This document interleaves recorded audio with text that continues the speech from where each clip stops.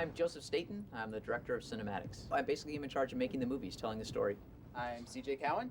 I am a cinematic designer. John Buckus, animator.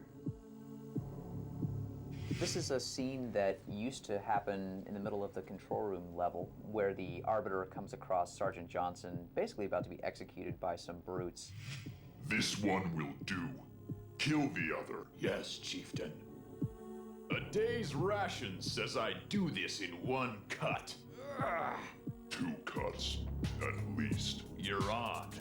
This was going to be sort of our big, crazy fight scene that John and I cooked up, and John did most of the good choreography for it. And then we decided to simplify things. I don't know, what would you add to that, John?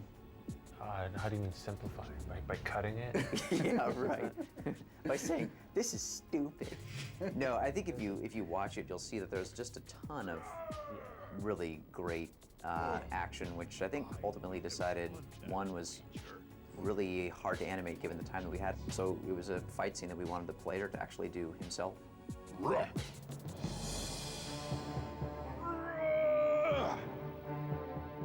I always wanted to have some big rumble between the Arbiter and a bunch of the brutes. You don't really ever see these guys go at it unarmed, and this would be the one great situation where you see, look at that, whoop, ah! Look at that choreography, oh, in the face. There's still a small part of this cinematic that is in the game. We still have basically the end of this cinematic where the Arbiter and Johnson are talking about what they're going to do, how they're going to actually make it to the control room to take out Tartarus. We wanted to get Johnson safely into the Scarab before the player could get control of things, and that's what actually happens in the real game. Tell me, human, can you drive a Scarab? This would lead into some gameplay. The cool gameplay, of course, is the Arbiter riding on the Scarab tank while Johnson was driving it. They're gonna know we're coming.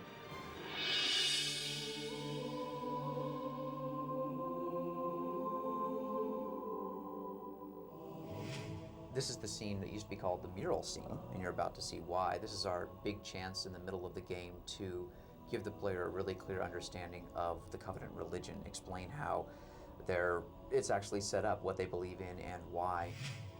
I think the original Videomatic that we're looking at, it probably gave the player too much information. I think we were trying to sell the Covenant side of the story a little bit too hard. What has happened? The prophets blame us for that braggart Regret's demise and decided to replace our best warriors with these imbeciles. But I think the cool thing, if you look at the real cinematic in the game, the one that evolved from this, we picked the most important things, which were the changing of the guard, the relationship, the uneasy relationship between the Spec Ops commander and the prophets, and then the sort of conniving way that the Prophet of Truth gets the player, the Arbiter, excited about going and completing his task. Those sort of 3 critical moments are still in the real cinematic, but they're done much more efficiently. This is kind of the very beginning of the realization that the Covenant is starting to fall apart, where the elites are kind of being ushered off to the side by the prophets, and the brutes are kind of coming in, and nobody really knows what's going on. The Spec Ops commander's like, I don't know why we're being kicked out. It was clear the elites could no longer guarantee our safety. But we have always been your protectors. These are trying times for all of us. We have this fantastic story arc that we're trying to get across, and we have all this backstory that we're trying to get across. And there comes a point where we look at the amount of time that we have left to finish this game, and we realize that we're just crazy. We're not going to be able to do all of this. And so we pick our battles with, what we can cut out. And essentially, we're not losing that much by the cinematic that replaces what you see here. How well do you know the Writ of Union? As well as I did the day I swore my oath. Recite the first canto. So full of hate were our eyes that none of us could see. Our war would yield countless dead, but never victory. So let us cast arms aside, and like discard our wrath. Thou in faith will keep us safe whilst we find the path. Hungry for power and dominion, our ancestors met on the field of battle. Indeed, I suspect we would still be at each other's throats had the prophets not found evidence of the Forerunners and their great journey.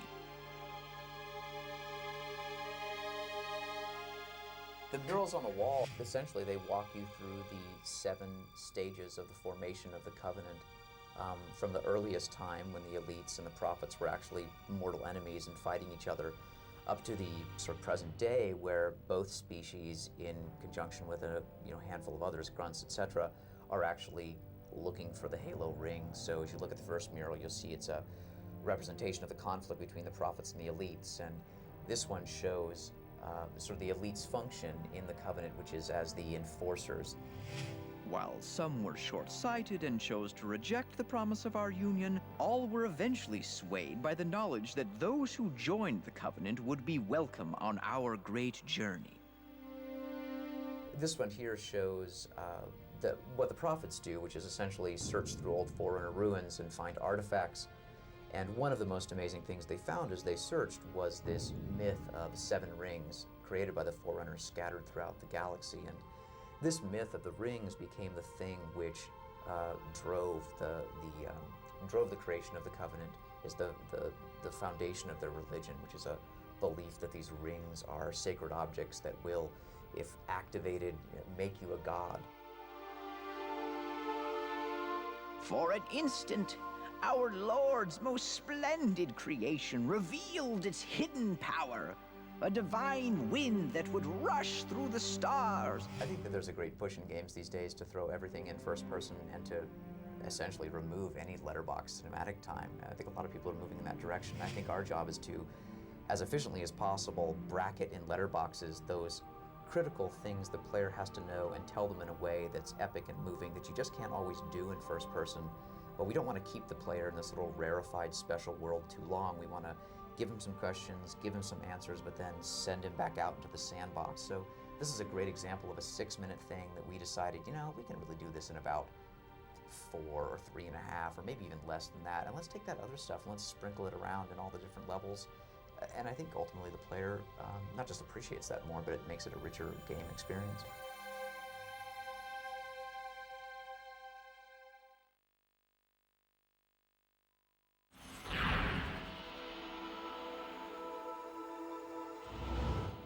Robert McLeese. Mainly, I make guns. My name is Marcus Leto. I am the art director for Halo 2. My name is Shikai Wang, and I'm a conceptual artist for Halo 2. Look, it's the blind wolf. The beloved blind wolf. That was back when you could ride it. Yeah, you could actually mount the thing and ride it. AI couldn't handle it on the AI side. Couldn't flock them. Couldn't fit them into gameplay. Oh, it's nothing on our end. No. It's always the programmers. We had it all. Hey, the Drenal. Yeah, hey. That's Drenal was a big deal. Hulk. Giant boss character. And we'd always thought the Covenant kept this thing, all tied up and enraged. Right. And it would bring it out during the frontline battle. It would have been a cool boss character. So I think he was just too damn big. Good vehicle smasher, it would have been good. Yeah. That was the special purpose sniper guy, right? We wanted him to have his arms used as like a tripod, and he can actually flip left to right, like side to side, so without having to switch weapons or something. We had him silly. being able to hang from trees as well and do some weird stuff like that. He got pretty far too. We actually textured him and got into the game and stuff. It took that long to figure out that. Yeah. He's a piece of crap. This is the engineer. We got this into the game. It's actually fully Halo modeled, 1, textured. It was a technological savvy character that would rip apart technology and Idiot savant. consume it for the Covenant. This is probably the weirdest character I've seen in our sketchbook. Marcus said we needed a character that was more menacing because every one of our characters looked too. We needed something more kitty-like. monster-y. Yeah. Monster-like. We were just trying to go have a physique that's like biped, but doesn't behave like a biped. So you have all these parts that are missing and all these limbs that are extra limbs. Oh, this guy's cool. I like this guy. He was supposed to carry his weapon under his belly. Beginnings of the Hunter, I think. There you go, Rob. It's the Gator, Doberman. Doberman Gator or Do- yeah. And then the keel bug, which was my idea for cleaning up bodies on the battlefield. It would, a few of them would fly in and cut the body into sections and fly off. I like the wing where it actually distorts. It made no sense. That's cool. I think it was a strike fighter, right? It was like a defensive fighter for the Earth space. Well, it just didn't fit into our gameplay either. We didn't have, we it didn't would've have a been like purpose for this kind of thing. Well, that's cinematics. Yeah, it'd be a cinematic only thing. We needed more of a Black Hawk type vehicle, which also got dropped. Dude, I so wanted this vehicle to get into the game. The doozy. Precursor to the doozy. Yeah. This didn't make any sense. Didn't that thing eventually wind up getting a gun on the back of it, or? No, we were two going, people got one gun in the front, you're one right. in the back. And then, one guy facing backwards. Yeah. The nausea seat. Hovercraft were kind of a strange thing back then, especially ones that we needed to remain stationary at a certain altitude. That we had a very difficult time with some of those. It would have taken a long time for us to tune the engine physics to make it work right. Oh man, this is the mongoose. The ATV. Yeah, I got cut. We had weapons on the front of it initially. We tried no weapons. The designers couldn't figure out how to integrate it into gameplay. It didn't work in conjunction with vehicles like the Warthog or the Ghost. This broke the model too much. Can't tune it well enough, so we had to cut it out. This is disappointing as well. Yeah. We've tried so hard to get this thing into the game. We had effects, model, we even reiterated it.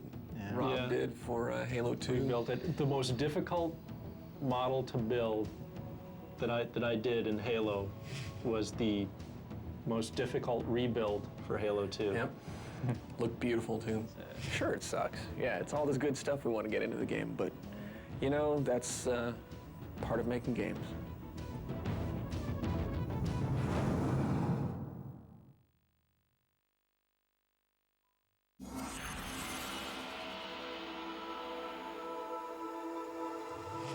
Oh my god. Love it. So you didn't know we were gonna start this far back? So are those like newer guys, or are those the old guys? Those are the super old, like, those are the old, like, guys. Hey, that looks like the back of my dog. Okay, so this is Sheik, Rob, and Paul, and Marty making sound effects. Now we're out on the road? Who thought this was going to be cool? It's like myth. Oh yeah, my well God. of course because that's what it was. This based is off the this myth is engine. dance, and there's like one of the old busted up bunkers. Now, was that made out of like igloo blocks? No, I think it was just busted up. Okay.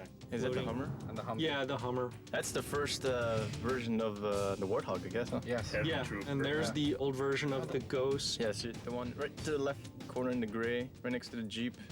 What year is this now? This is 1948. 98, I think. Yeah. Seriously, this is what, 1990? This is 98. Hey, we had detail objects back then? What Wow. detail objects are you talking There, look about? at the ground, see? Ah, the beginning. Oh, the old broken Halo. The old railroad track. There's a railroad That's a track. little prelude to what happens in the future. See, that's Oh, the there's old. the Warthog. Oh man, is look like at the looking old more like stealth the tank that Warthog. never got in the game. Yeah. Well, look, I mean, the guy still has the assault rifle across his shoulders. Yeah, that still looks cool, man. I don't know why everybody says that still looks cool. So that looks like a Warthog. Yeah, it's a Warthog. Kind of. I mean, the textures are so low res. I mean, that's cool, you know. Yeah, I think we were using 128s or something at that point. Whoa. And people probably want to know why we switched from third person to first person. Because Jason, Well, he was the one that was dead set against first person for a long time. yeah, and then right? he's like, hey, wait, we can't make third person work. Hey, let's change it back. That's what happens when your lead is a crack addict. Oh, dang. That was Paul Russell, former Bungie employee. The Here's control the room. old control room. Yeah. Yeah, boy, I have a sense of awe. Dude, this is cool. Oh, what's up at the? Oh, yeah, this is the first time we the had big a mirror. mirror right? and stuff. Yeah. Oh, Here we go. This is Macworld Macworld. 99. Yeah, that's right. Oh man. So we actually tried to play Watch out for that tank. multiplayer on this thing with third person once, and then it's just impossible. It just to turned keep into a like grenade juggling act. Yeah, just because you just can't, you couldn't aim for crap. Yeah. Now does that? Yeah, that actually had like the disintegrating belt. It created like twice as many particles as it Oh, really needed to. Yeah. Oh, that was nice. Yeah, I He was remember we being had trouble smooth transitions. transitioning between the exterior new control engine room. and the interior engine. Yeah. Let's look at all the It's getting close. hologram thing. What happens when you paint it? Yeah, look at that hologram. Wow. Yeah, none of this stuff ever got used in the Ever got original one. used. Oh, this Getting is closer. actually had the map up in the upper. Oh, this is the E3 one. This is the E3, Yeah. E3 2000. Yep. There's It's still PC though. on there. Yes. I kind of like the old ones where the reflection maps weren't circular. It was just planar. That was cooler. Boy, that's when the artist knew how to draw skies, though. I feel moist. Oh man. I feel Cannon off the back. good. We would have had like 30 different guns in that thing. That's right. If it would have been up to me. Yeah. Go in the water. Go in the water. Well, you know, I'll see it's everyone like, go in the come on water. to Microsoft and, oh, by the way, you only have 5 months to make your game. Well, it was either that or never release it and Yeah. then go look for other jobs. All right, man, here we are. Yeah. Everybody out. Yeah, as you can tell, there's no AI at all. Everything was scripted in E3. What? Are you saying E3 was smoking me? We outsourced it to a post-production house. To Henson. Okay, Rob. Wow, Okay, yeah, Rob, there's what's the alien sniper rifle, the plasma sniper rifle. Here's the old AR. Oh, and here's the anti-air rocket launcher. It's got that magic pocket that can fill up with anything. Yeah, there it goes. It doesn't explode. There's the pistol. Look at all the cool weapons we had There's before. the anti-armor rocket. How much do we get to keep from all this? Like 5? Which one is that? That's the shotgun. Yeah. Yeah, it's all right. Ah, the SMG. Holy, what the hell? Nice effect. It's a Is that fire cheap? hazard. What? This is it? What? This is it? Bet you can't stick it. You're on.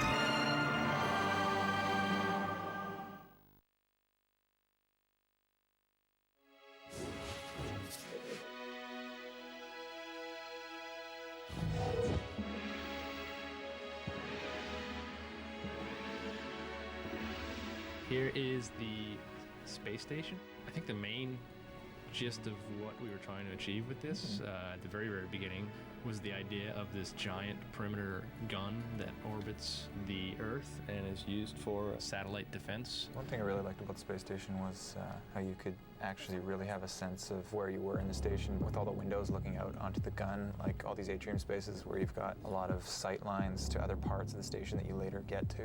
Unlike the Pillar of Autumn, you really didn't have a sense of how big the structure was.